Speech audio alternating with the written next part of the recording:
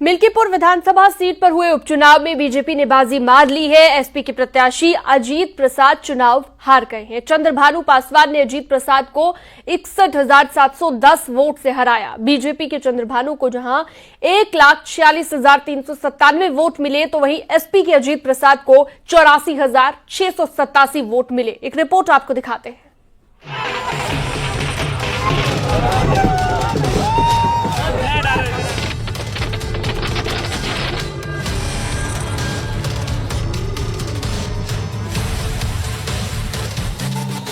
मिल्कीपुर की लड़ाई के नतीजों ने साफ कर दिया है कि उत्तर प्रदेश में योगी मैजिक पूरी तरह से बरकरार है। पिछले उपचुनाव में तो बीजेपी ने विपक्ष का सुपड़ा साफ किया ही था। मिल्कीपुर में भी बम्पर जीत के साथ इस फैक्ट को और मजबूत कर दिया।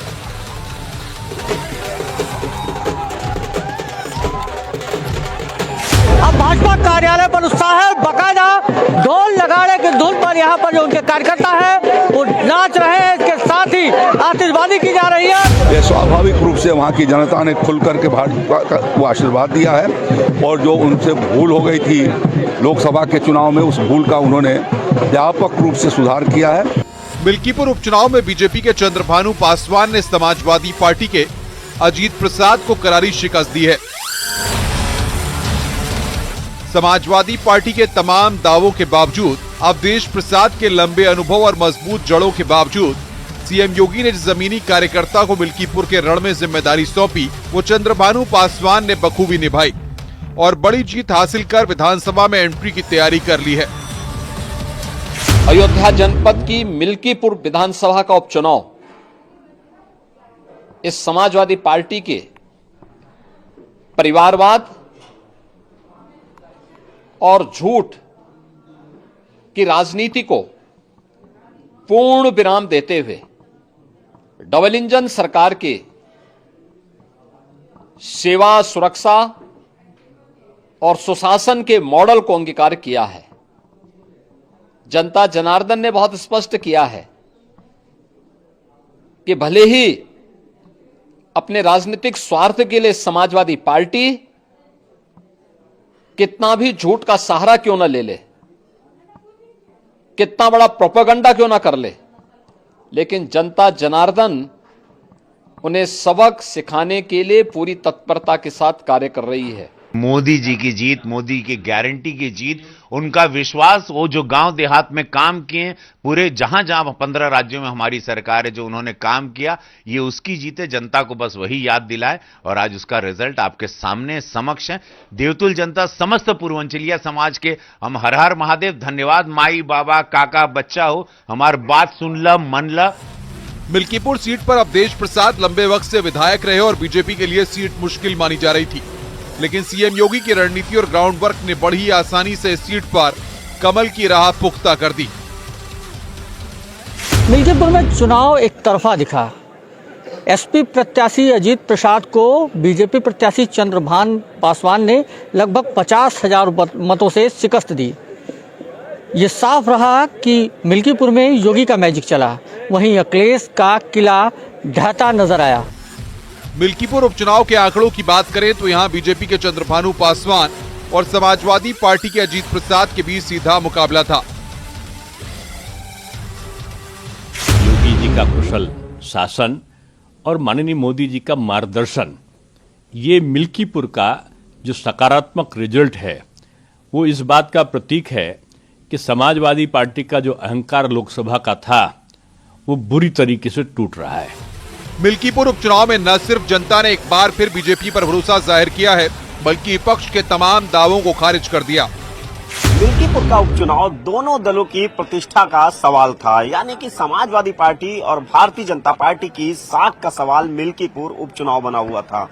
दोनों ही दलों ने पूरी ताकत झोंकी। जहां मुख्यमंत्री योगी आदित्यनाथ ने चुनावी प्रचार अभियान की कमान संभाली और चुनावी व्यूह तैयार किया, वही समाजवादी पार्टी की तरफ से भी पूरी मेहनत मिल्कीपुर उपचुनाव में की गई। तमाम सपा के दिग्गज नेताओं ने चुनावी प्रचार किया, लेकिन जो नतीजे हुए उसमें मुख्यमंत्री योगी आदित्यनाथ का योगी मैजिक काम कर गया। यही नहीं, अब मिल्कीपुर उपचुनाव के जो नतीजे हैं वो विपक्ष के लिए आगे की राह काफी मुश्किल करेंगे। कैमरामैन गोपी गिरी के साथ संकेत मिश्रा, न्यूज़ 18 लखनऊ। 2014 के बाद बीजेपी ने देश में कई चुनावी कामयाबियां हासिल की और केंद्र में बीजेपी तीसरी बार सत्ता में आई। लेकिन जहां देश का पावर सेंटर है, दिल्ली में बीजेपी 1998 से सरकार बनाने के लिए तरस रही थी। लेकिन इस बार दिल्ली विधानसभा चुनाव में बीजेपी की शानदार जीत हुई और इस जीत में देश के गृह मंत्री अमित शाह का बड़ा योगदान रहा। अमित शाह ने कैसे खत्म किया दिल्ली में बीजेपी का 27 साल का वनवास, देखिए। 27 साल बाद वापसी, आपका सफाया। दिल्ली में खत्म हुआ बीजेपी का वनवास।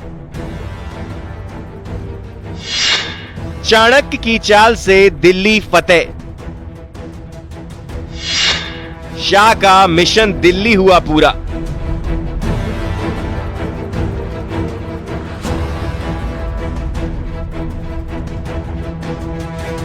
दिल्ली विधानसभा चुनाव में बीजेपी की शानदार जीत हुई और इस जीत में देश के गृह मंत्री अमित शाह का बड़ा योगदान रहा। शाह की नीति ने दिल्ली में वो कर दिखाया जिसका इंतजार बीजेपी को पिछले 27 सालों से था। दिल्ली चुनाव को लेकर शाह ने इस बार प्रचार फ्रंट फुट पर किया और दिल्ली में बीजेपी का वनवास खत्म करने में अहम योगदान निभाया। शाह ने दिल्ली में कुल 18 कार्यक्रम किए, जिसमें 12 जनसभाएं और 4 रोड शो शामिल थे। अपने चुनावी अभियान के दौरान अमित शाह ने दिल्ली की जनता से सीधे जुड़ते हुए उनकी समस्याओं को जाना और उनकी हर समस्या के समाधान का आश्वासन दिया। गृह मंत्री अमित शाह ने 11 जनवरी को झुग्गी बस्ती के लोगों से जुड़ने के लिए नई दिल्ली के JLN स्टेडियम में झुग्गी बस्ती सम्मेलन किया। उसके बाद 25 जनवरी को राजौरी गार्डन और त्रिनगर विधानसभा में बीजेपी का संकल्प पत्र का विमोचन किया। अगले दिन 26 जनवरी को नरेला विधानसभा में जनसभा की। फिर 28 जनवरी को कस्तूरबा नगर और बदरपुर विधानसभा में रोड शो किया। साथ ही कालकाजी विधानसभा में जनसभा की। 30 जनवरी को शाह ने रोहिणी, वजीरपुर और नई दिल्ली विधानसभा में जनसभा की। इसके अलावा शालीमार बाग विधानसभा में रोड शो किया। 1 फरवरी को शाह ने मुस्तफाबाद और करावल विधानसभा में जनसभा को संबोधित किया। साथ ही रोहताश नगर विधानसभा में रोड शो किया और चुनाव से ठीक पहले 3 फरवरी को शाह ने 3 जनसभाएं की, जिसमें जंगपुरा, बिजवासन और द्वारका विधानसभा शामिल थे। दिल्ली में अपने चुनाव प्रचार के दौरान गृह मंत्री अमित शाह ने जनता को बीजेपी सरकार को सत्ता में लाने के फायदे बताने के साथ आम आदमी पार्टी पर जमकर हमला बोला। इस बार आपदा से मुक्ति पानी है या नहीं पानी है? ये आप पार्टी को हटाना है या नहीं हटाना है? भाइयों बहनों, 10 साल तक अनेक वादा कर केजरीवाल और इनके चट्टे पट्टों ने दिल्ली को क्या दिया? भ्रष्टाचार दिया, कूड़ा कचरा दिया, जहरीला पानी दिया और तुष्टीकरण का व्यवहार भी दिया। ये दिल्ली को धोखा देने का काम केजरीवाल जी और उनके चट्टो पट्टों ने करा है। कुल मिलाकर देखा जाए तो दिल्ली चुनाव में बीजेपी की जीत में गृह मंत्री अमित शाह ने अहम भूमिका निभाई और 27 साल से दिल्ली में चल रहे बीजेपी के वनवास को खत्म किया। हमारे आदरणीय प्रधानमंत्री श्रीमान Narendra Modi ji. Bureau report, news 18। Bharat माता की। आगे बढ़ते हैं और नई दिल्ली में अरविंद केजरीवाल को हराने वाले परवेश वर्मा की बात करते हैं, जिनसे न्यूज़ 18 के मैनेजिंग एडिटर अमिश देवगन ने खास बातचीत की है। आप देख रहे हैं न्यूज़ 18 इंडिया और मेरे साथ इस समय मैन ऑफ द मूवमेंट परवेश वर्मा है। परवेश जी, चुनाव के बीच में भी हमारी बात हुई। पहले तो आपको शुभकामनाएं। अरविंद केजरीवाल को आपने सीधी लड़ाई में चुनाव में हरा दिया। यकीन तो आपको था, कॉन्फिडेंस तो आपको था, लेकिन ऐसा नहीं लग रहा था कि अरविंद केजरीवाल चुनाव अपना हार सकते हैं। लेकिन नई दिल्ली में अरविंद केजरीवाल क्यों हारे हैं और आप क्यों जीते हैं, इसके 2 कारण। अब ऐसे 2 कारण 3 कारण मैं कैसे बता सकता हूं। सबसे बड़ा कारण है हमारे प्रधानमंत्री मोदी जी के काम और उनके ऊपर जो विश्वास जताया दिल्ली की जनता ने, ये सबसे बड़ा कारण है। जी, दिल्ली में पार्टी के कार्यकर्ताओं की बड़ी मेहनत हुई है। नई दिल्ली में जो अरविंद केजरीवाल के झूठ थे वो सभी यहाँ के लोगों ने समझे, और हमने यहाँ की जनता से मिलकर, एक एक आदमी से, एक एक मतदाता से मिलकर अपनी बात उन तक पहुँचाई, हमारे पार्टी के मैनिफेस्टो को पहुँचाया, तो उन्होंने विश्वास किया, इसलिए ये रिजल्ट आया। जी, लेकिन क्या आप अगले मुख्यमंत्री होंगे दिल्ली के? हालांकि आप तो बोलेंगे पार्टी निर्णय करेगा, लेकिन आपने आम आदमी पार्टी के सबसे बड़े नेता को चुनाव हराया है, तो निश्चित तौर पर आपके कार्यकर्ताओं के मन में, आपके समर्थकों के मन में, आपके मन में भी ये बात तो होगी।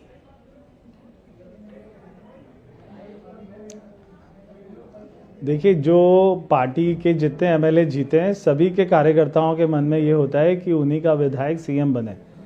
तो कार्यकर्ता के मन में क्या है वो अलग बात है, मगर मैंने कभी कोई ऐसा केस नहीं होता है कि आदमी अपने बारे में यहाँ पे हमारी पार्टी नहीं, में तो मैं आपका सीवी देख रहा हूं, आप 2 बारी के सांसद हैं, 1 बारी के विधायक हैं, आपका सीवी मजबूत है इस लिहाज से। नहीं, बहुत सारे लोग हैं। जब हमारा विधायक दल बैठेगा, वो फैसला करेगा, पार्टी की लीडरशिप मोहर लगाएगी, नाम सबके सामने आएगा, सभी को मंजूर होगा। जी, लेकिन क्या ये एक इमोशनल मूवमेंट भी है आपके लिए, नई दिल्ली की सीट पर जीतना? मेरे लिए है, क्योंकि मेरे पिताजी के बहुत सारे सपने थे जो अधूरे हैं। मैंने यही सोचकर कि बहुत सारे काम करने हैं, तो पार्टी ने इतना मेरा साथ दिया है, यहाँ के कार्यकर्ताओं ने बड़ी जी जान से मेहनत करी है। मेरे लिए चुनौती भी है, मेरे लिए चैलेंज भी है, इतने सारे काम करना और सबकी उम्मीदों पे खरा उतरना। तो मैं कोशिश करूँगा कि 20 घंटा काम करूँ दिन में और ये सारे काम कर पाऊँ। जी, लेकिन आपकी जीत का अगर मैं एक कारण पूछूं तो आपकी राय में वो कारण क्या होगा, और अरविंद केजरीवाल की हार का एक बड़ा कारण आपको क्या दिखाई देता है? आपकी जीत का एक कारण और केजरीवाल अरविंद केजरीवाल जी के झूठ हमारी जीत का एक कारण है। प्रधानमंत्री नरेंद्र मोदी जी के देश में सारी योजनाएं, उनका विश्वास, जो सारी जनता का विश्वास है उन पर, वो सबसे बड़ा कारण है जीत का। और अरविंद केजरीवाल जी की हार का सबसे बड़ा कारण है उनके झूठ, बार बार रोज सुबह शाम झूठ बोलना, ये उनका हार का सबसे बड़ा कारण है। अब ठीक है, आप अमित शाह से मिले जीतने के बाद, अब गृह मंत्री अमित शाह से मिले, तो मुलाकात हुई तो क्या बात हुई, क्या कहा गृह मंत्री अमित शाह ने आपको? परवेश भाई, देखिए, मैं तो हमारे जो जितने भी पार्टी की लीडरशिप है सभी से मिलकर मैं उनका धन्यवाद करने गया था, और मैंने उनका धन्यवाद किया, और ऐसी कोई चर्चा नहीं हुई। मैंने केवल धन्यवाद किया। मैं ये नहीं पूछ रहा आपकी चर्चा नहीं हुई, लेकिन अरविंद केजरीवाल को हराने के बाद उनका पहला वर्ड क्या था आपको? What is said to you? नहीं, उन्होंने आशीर्वाद दिया। उन्होंने कहा कि अच्छा रहा, आपने बहुत मेहनत करी। मैंने उनको बताया कि कार्यकर्ताओं ने बहुत मेहनत करी है, तो उन्होंने मेरे को बधाई दी, और बस केवल इतना ही। मैं वहाँ पे 2 मिनट के लिए बात हुई। जी, चलिए, आज तो थोड़ा अब आप रिलैक्स होंगे, जीत हो गई है, तो सेलिब्रेट कैसे करेंगे? कार्यकर्ताओं के साथ, फैमिली के साथ, how you will celebrate today? Parvesh Verma. कार्यकर्ताओं के साथ अभी आपके साथ कर रहा हूँ चैनल पे, और अभी आपके दर्शकों के साथ कर रहा हूँ, और अभी अपने कार्यकर्ताओं के साथ करूंगा जिन्होंने मेहनत करी है। तो कौन सी मिठाई पसंद है आपको खानी? आज तो मेरा व्रत है, एकादशी का व्रत है आज। एकादशी का व्रत है आज आपका, तो व्रत का फल मिल गया है आपको, व्रत का फल भी मिल गया है। लेकिन ऑन अ लाइटर नोट, मैं हमेशा एकादशी का व्रत रखता हूँ। जी, बिल्कुल। ऑन अ लाइटर नोट, क्या आपको लगता है कि जो आरोप आप पे लगाए गए, इतने सारे आरोप लगाए गए, आम आदमी पार्टी के एक पूरा विंग आप पर अटैक कर रहा था, बहुत सनसनीखेज आरोप लगाए, ये हो रहा है, वो हो रहा है, उन सबको भी जवाब मिला है? आज आप क्या कहना चाहते हैं उन सब आरोपों पर, उन सब बातों पर? अमीश भाई, छोड़ो कल की बातें, कल की बात पुरानी, नए दौर में लिखेंगे मिलकर नई कहानी। मैं केवल इतना ही कहना चाहता हूँ। जी, छोड़ो कल की बातें। और जो जेल गए थे आम आदमी पार्टी के नेता, जो आम आदमी पार्टी के नेता जेल गए थे, वो तीनों नेता चुनाव हारे हैं। अरविंद केजरीवाल, मनीष सिसोदिया, सत्येंद्र जैन। ये क्या मैसेज है? ये मैसेज है कि दिल्ली में करप्शन नहीं चल सकती, दिल्ली में झूठ नहीं चल सकता, दिल्ली में मकारी भ्रष्टाचार नहीं चल सकता। दिल्ली में केवल अच्छी सरकार चलानी है, नियत से चलानी है, ईमानदारी से चलानी है, तो ही दिल्ली वासी आपको हमेशा आपका साथ देंगे। बार बार झूठ नहीं चल सकता, एक बार दो बार चलता है, बार बार नहीं चलता है। जी ठीक है, धन्यवाद अमीश भाई। जी, दिल्ली में चल रहा बीजेपी का वनवास आखिरकार खत्म हो गया और बीजेपी की शानदार जीत हुई। इस जीत में उत्तर प्रदेश के मुख्यमंत्री योगी आदित्यनाथ का भी बड़ा योगदान रहा। योगी का जादू दिल्ली में खूब चला। सीएम योगी आदित्यनाथ ने दिल्ली चुनाव का मोर्चा संभालते हुए 6 जनसभाओं को संबोधित किया और दिल्ली में रहने वाले पूर्वांचल के वोटर्स को बीजेपी के पक्ष में करने में कामयाब हो गए। देखिए।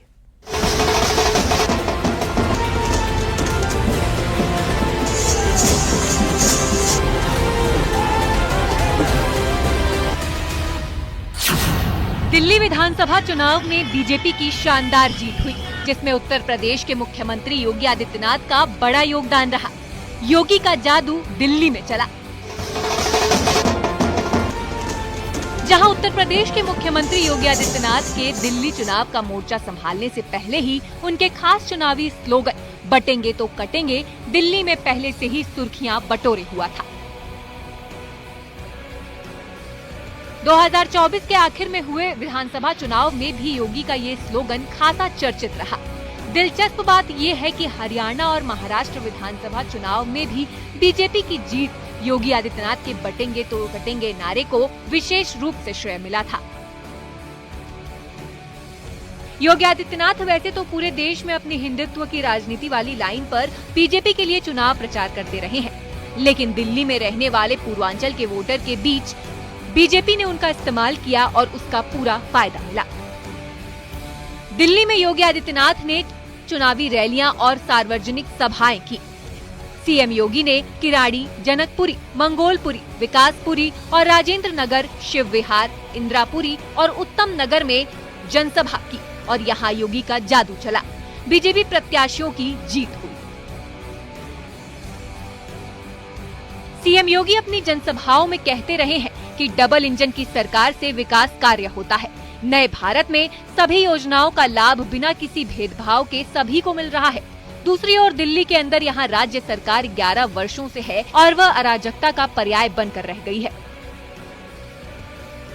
देश में ये पहला राज्य सरकार और पार्टी है जिसके ऊपर भ्रष्टाचार का मुकदमा दर्ज है। आप मुझे बताइए कितना बड़ा आयोजन उत्तर प्रदेश के प्रयागराज जनपद में हो रहा है और सफलतम आयोजन इसलिए हो पा रहा है क्योंकि उत्तर प्रदेश में भी भाजपा की सरकार और केंद्र में भी मोदी जी के नेतृत्व में भारतीय जनता पार्टी की सरकार, ये डबल इंजन की सरकार जब मिलती है तो कोई भी कार्यक्रम पूरी भव्यता के साथ, पूरी दिव्यता के साथ आगे बढ़ता है और प्रयागराज में वही दर्शन हम सबको हो रहा है। योगी ने यमुना में प्रदूषण के मुद्दे को भी बड़े स्तर पर उठाया। दिल्ली में आम आदमी पार्टी के अध्यक्ष से अरविंद केजरीवाल जी से मैं पूछना चाहता हूं, क्या यमुना जी में वह भी अपने मंत्रियों के साथ जाकर के स्नान कर सकते हैं क्या?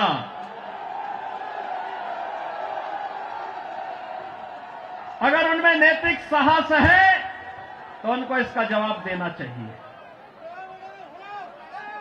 यमुना मैया को एक गंदे नाले के रूप में बदलने का अपराध क्या उन्होंने किया है कि नहीं किया है?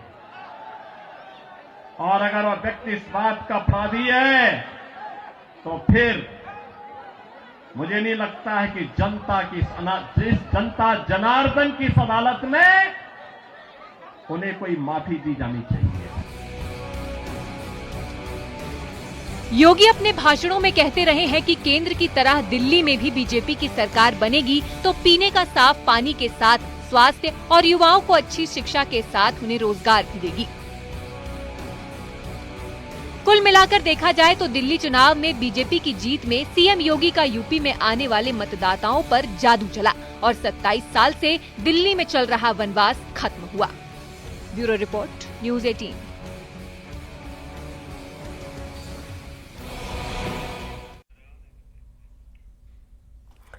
रुकते एक छोटे से ब्रेक के लिए, लेकिन न्यूज 18 पर खबरों का सिलसिला लगातार जारी है।